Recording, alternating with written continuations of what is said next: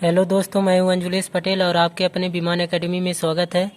हम आज रीजनिंग का पार्ट 4 लेके आए हैं और यदि मेरे चैनल को आप सब्सक्राइब नहीं किए हैं तो सब्सक्राइब कर लीजिए और बेल आइकन का घंटी दबा लीजिए ताकि हम कोई सा भी वीडियो अपलोड करें तो सबसे पहले नोटिफिकेशन आप तक पहुंचे।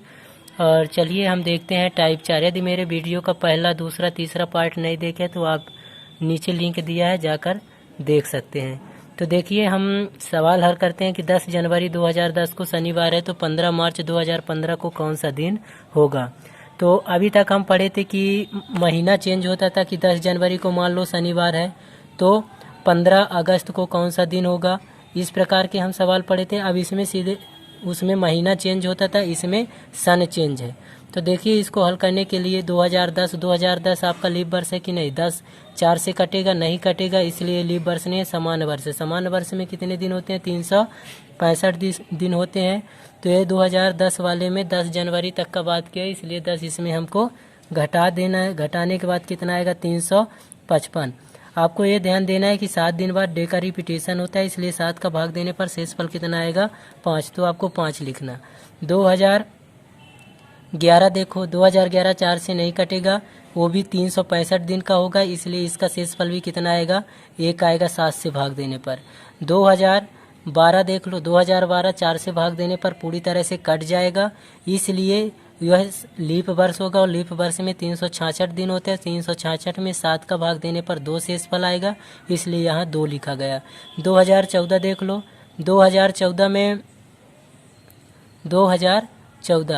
2014 की बात करें तो ये भी आपका लीप वर्ष नहीं है, ये समान वर्ष है। समान वर्ष में शेषफल कितना आता है? 1। तो आपको 1 ही लिखना है। फिर इसके बाद आपको ध्यान देना कि 2015 में जाएंगे तो 2015 पूरा सन नहीं दिया है, इसमें जनवरी, फरवरी और मार्च तक का लेना है। तो जनवरी कितने दिन का होता है? 31 दिन का। 31 दिन का होता है तो जनवरी 31 दिन का होता है, उसमें 7 का भाग देने पर शेषफल कितना आएगा? 3।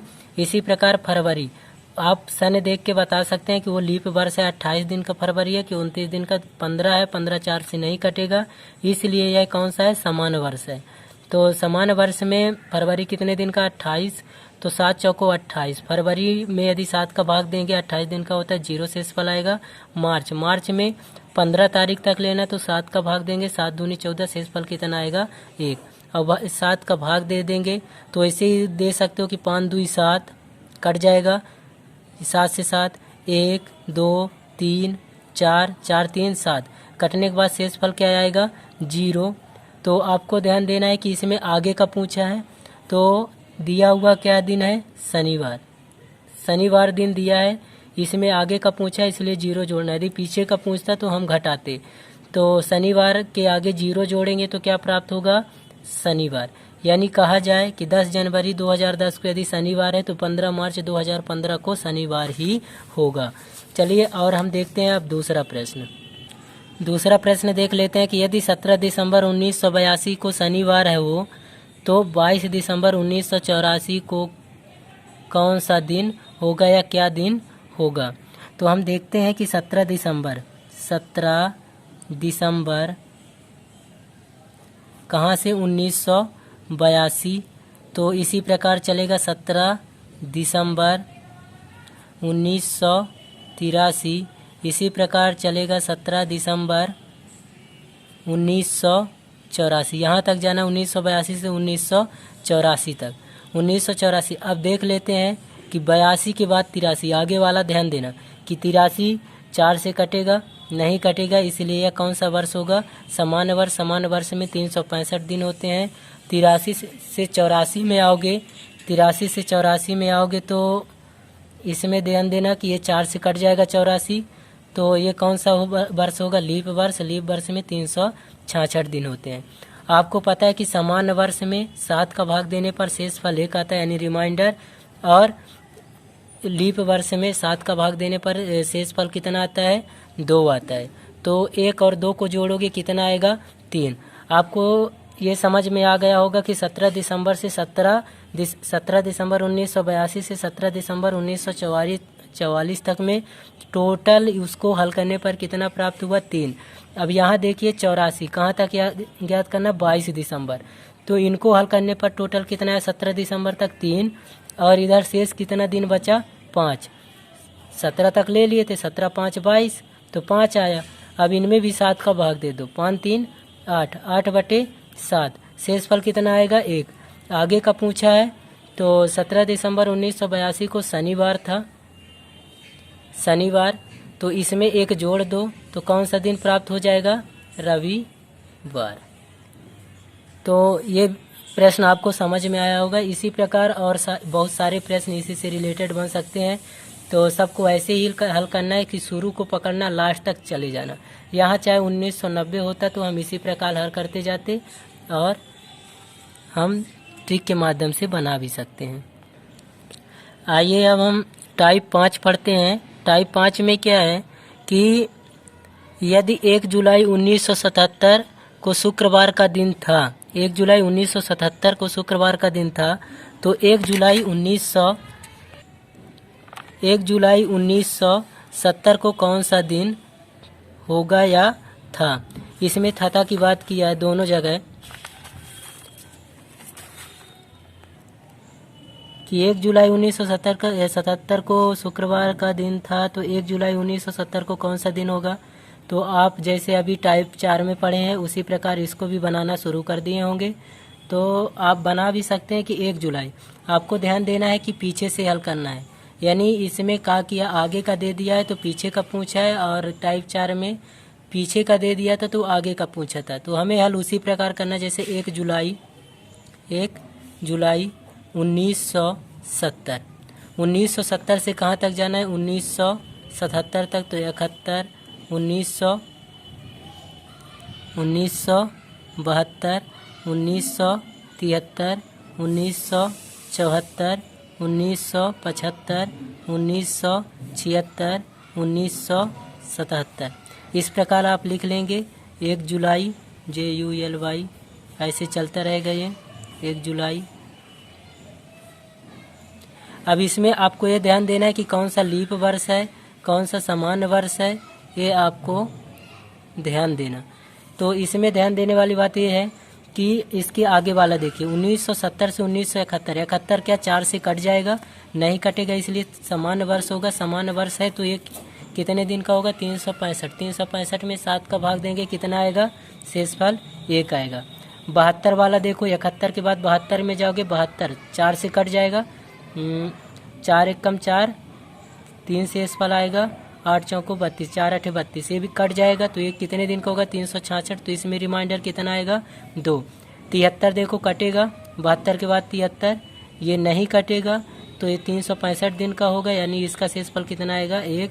74 कट जाएगा, 74 कटेगा, 4 एकम 4 34 है, तो 7 चौको 28, 8 चौको 32, नहीं कट रहा है, इसलिए इसका भी शेषफल कितना आएगा, 1। 75 भी नहीं कटेगा, इसलिए इसका शेषफल 1। 76 कट जाएगा, 9 चौको 36, ये भी कट जाएगा 4 से, इसलिए 366 दिन होते हैं लीप वर्ष में। 1976 4 से कट जाएगा, लीप वर्ष होगा, लीप वर्ष में 366 दिन होते हैं, और 7 का भाग देने पर शेषफल कितना आता है, 2 आता है। 1977 कटेगा, नहीं कटेगा, इसलिए इसका शेषफल कितना आएगा, 1। तो आप इन सबको जोड़ के 7 का भाग दे दो, 1 + 2 + 1 + 1 + 1 + 2 + 1, इतना ही है। आप इनमें अब 7 का भाग दे दीजिए। 7 का भाग देंगे तो वैसे ही काट सकता है, 2 1 3 4 5 6 और 1 7, ये भी कट जाएगा, बचेगा कितना, 2। तो आपको ध्यान देना है कि 1977 मतलब आगे का दिया था तो पीछे का पूछा है। तो शुक्रवार में 2 घटाओगे तो कितना आएगा, शुक्रवार के पहले गुरुवार, और गुरुवार के बाद यानी पहले बुधवार।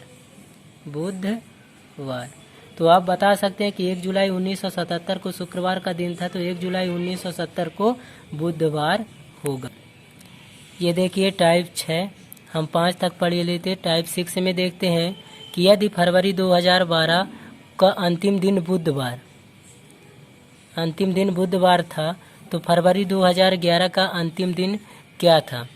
आपको ये बताना है कि यदि फरवरी 2012 का अंतिम दिन बुधवार था, तो फरवरी 2011 का अंतिम दिन क्या था। इसमें पहले का दे दिया है और लास्ट का पूछा है।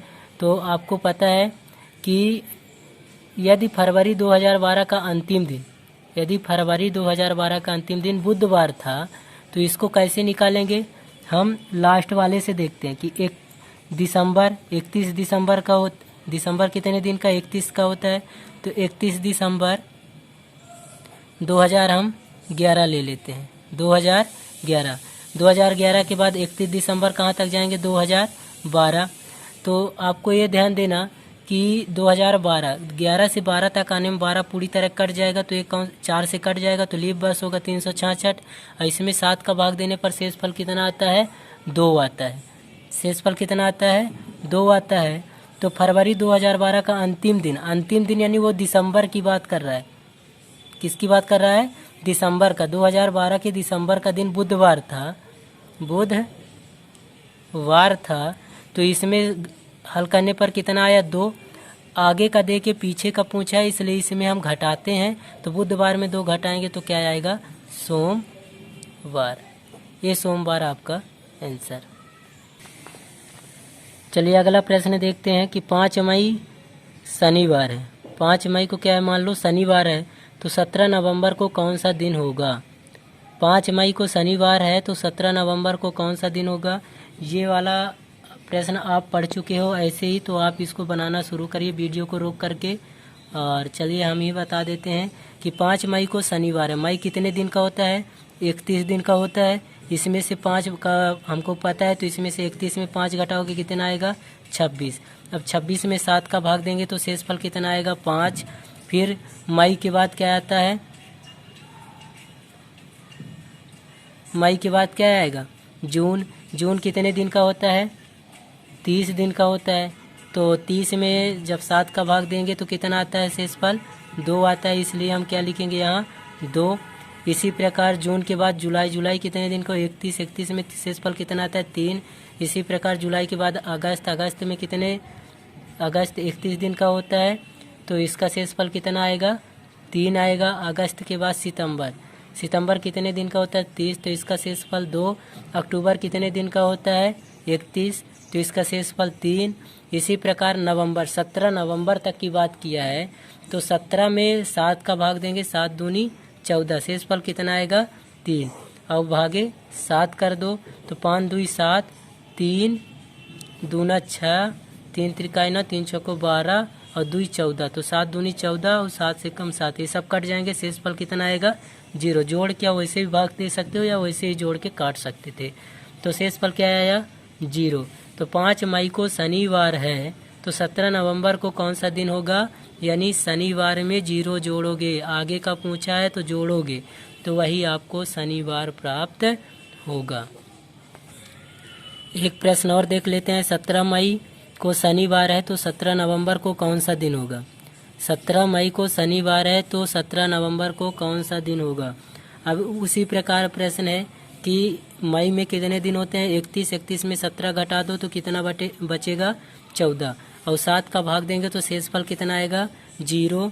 फिर मई के बाद क्या आता है, जून 30 दिन का होता है, तो 7 का भाग देने पर शेषफल 2 आएगा। इसी प्रकार जून के बाद जुलाई के बाद अगस्त के बाद सितंबर के बाद अक्टूबर के बाद नवंबर में कितने दिन का बोला है, 17 नवंबर, तो 17 लेंगे तो इसमें 7 का भाग देंगे, 7 दूनी 14, शेषफल कितना आएगा, 3।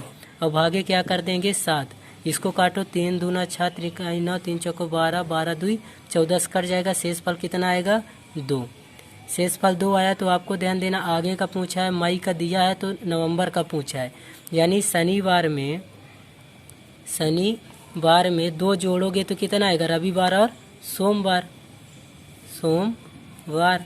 तो कहा जाए 17 मई शनिवार है तो 17 नवंबर को कौन सा दिन होगा, यानी सोमवार होगा। यदि दोस्तों मेरा ये वीडियो पसंद आया हो तो इसको लाइक करिए, शेयर करिए और सब्सक्राइब कीजिए। धन्यवाद।